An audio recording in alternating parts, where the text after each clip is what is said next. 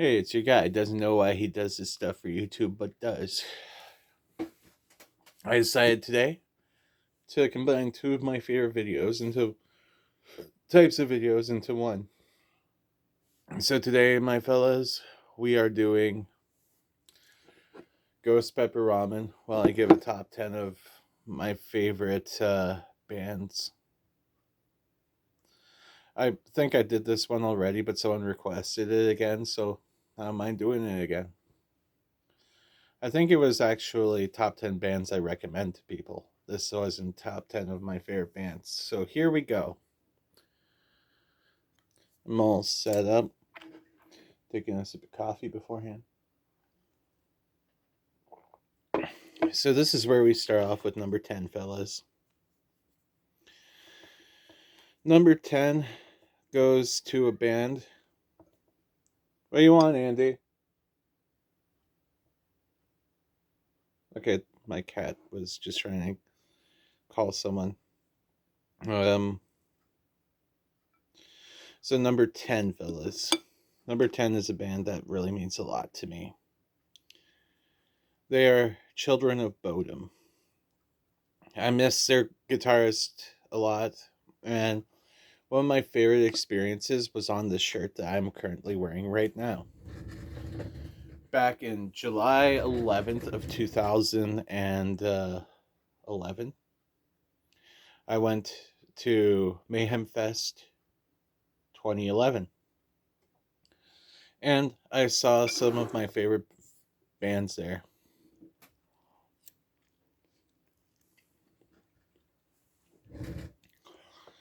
Um, Seeing Children of Bodom, I actually interacted with the entire band at some point that day. Throughout the day, while they were on stage, me and the keyboardist Yana were signing towards each other in sign language. He knew I was looking at him, and Alexi saw me too. Alexi noticed me too. It feels good when your favorite musicians notice you. Huge ass bite for number 9.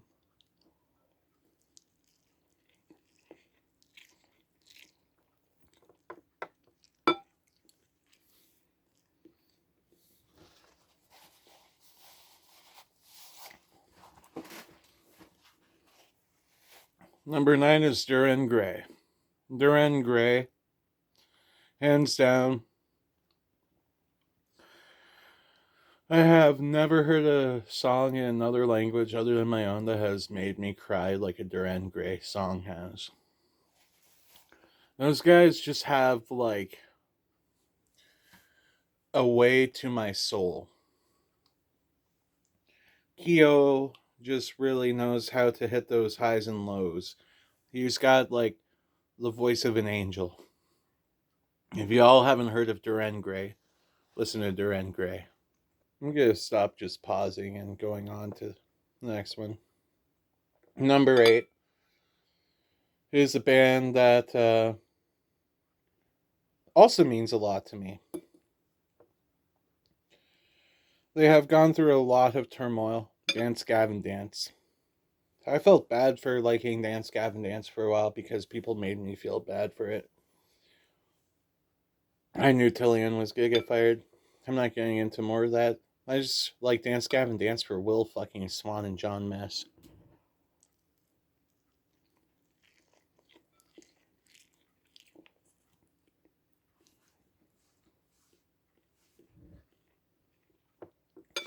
I'd say if I had to describe Dance Gavin Dance, I'd say is the guitarist's wet dream. The stuff that Will Swan does guitar wise just absolutely enthralls me. Hmm.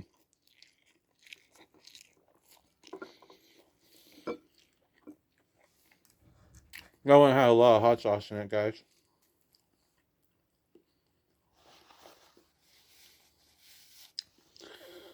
So, number 7, Coheed and Cambria. Coheed and Cambria shaped a lot of my early guitar playing because Welcome Home was always on the radio. As soon as I heard that riff, guess I'm gonna do this.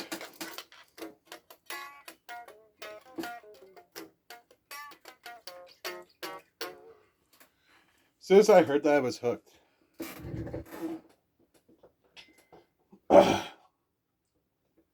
Also, he is another one of those guys with the voice of an angel. Claudio, I love you. If you ever see this, I love you, man. My allergies are in full effect, fellas. I had to pause because I just had to clear my nose because I didn't want you guys to see what was about to happen. I believe, yeah, we just did 7. Now it's time for 6. 6. This spot goes to Disturbed. Disturbed defines radio rock in a way now. But back then, Disturbed was raw fucking metal. I loved Disturbed back then. The guitar lines actually spoke to me too back then. I'm just thinking, what would it be like talking to the me of the past now, liking these bands and liking these bands now? So, that was number 6. Number 5, however, it definitely goes to a spot of a band that really transformed a lot. System of a Down. I would put System of a Down as one on this list because they're the band that got me into playing guitar in the first place, but they're not my favorite band right now. I just listen to them a lot, though. But you already know that there's no specific order in this list anyways.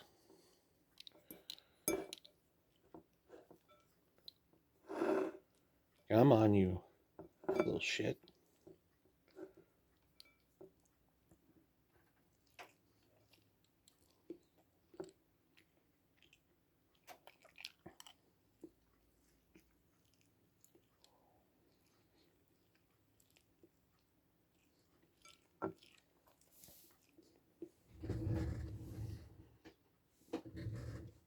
Number 4 goes to Gorillaz because Gorillaz does everything I've wanted to since the time I was like really young in music. I'm just gonna pretend you didn't see my bed right there. You know what? You'll get to see this.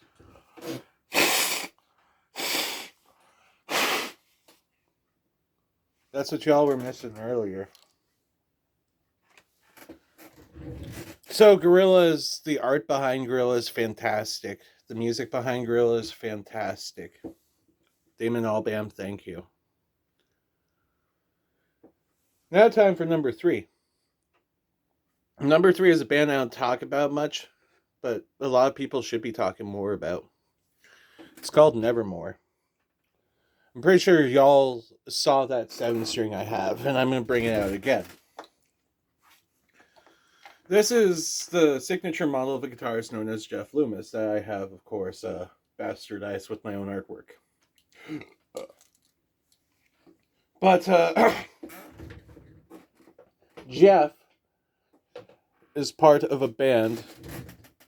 Well, was part of a band. I always think he is always going to be part of this band. In spirit, at least. Nevermore. Nevermore is a band that really did a lot that not a lot of people was doing. And I really appreciated it. They got the low end that Meshuggah had in the 90s and Like, he just. Jeff Loomis is a mastermind. Warrell Dane, rest in peace, one of the best vocalists of all time. Now, number two. Number two is gonna make you guys be like, whoa, why?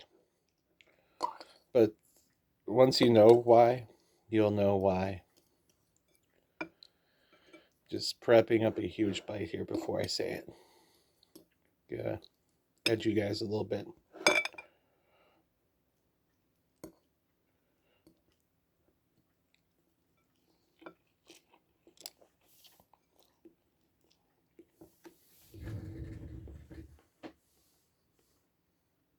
Periphery. If y'all don't know who Periphery is, you're sadly missing out. Periphery is a great band. Periphery has been a band I have been into since like 2010, 11-ish. And when Periphery 2 dropped, Periphery 2 was the start of a lot of great things. Periphery 2 made me jump from like wanting to learn Dragon Force on the guitar to wanting to learn some of the best melodies on guitar and chords on guitar. And eventually I ended up getting down and dirty into it, and here I am today. Now, for number one was really hard to pick on this list because I got a lot of bands I like and a lot of bands I put in the same. Like, I got at least 50 bands I rank in the same way each other.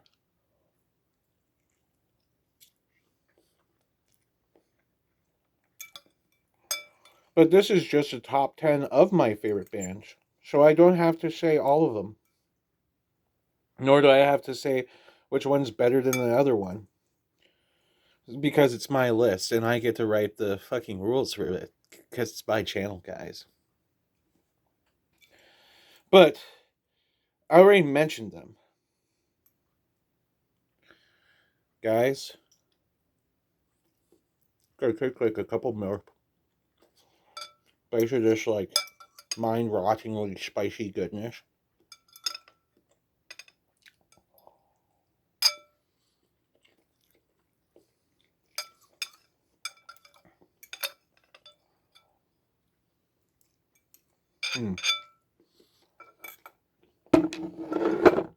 Y'all don't know what type of like feeling I get out of this. It's just like pure ecstasy. It's not like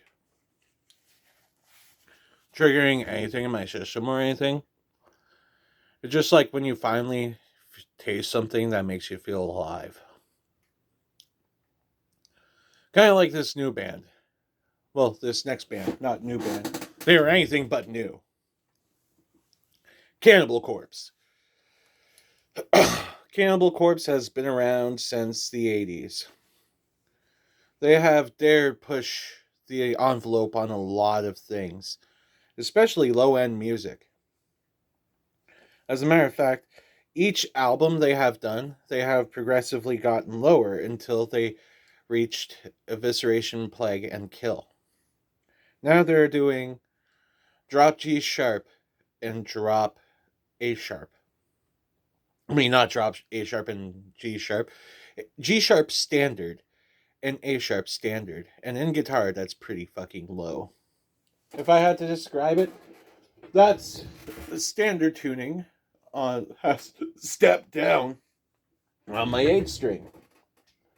Not 8 string, 7 string. I can't talk today, guys. However, drop G sharp standard. That's basically Spirit Box with the lowest string tuned up, full step. But Cannibal Corpse pushed the envelope on so many things from artwork.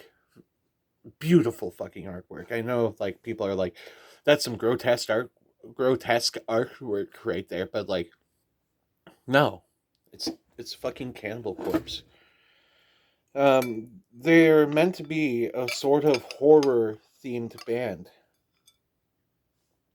It got Cannibal Corpse in the name, fella. Ugh.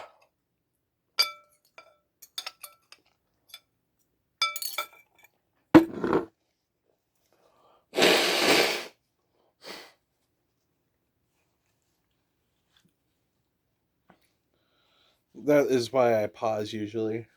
I do that. I just wanted you guys to see. I was finishing this bowl. See? Absolutely empty. Um, that was me eating ghost pepper ramen while giving you a top 10 of my favorite bands. I hope you have a good day, and I hope my allergies clear up. Because that was literally the hardest part of this, guys. Outside, there's like a lot of pollen and stuff, and it's just like attacking my senses. I was almost suffocating myself doing this, but I did it for you guys.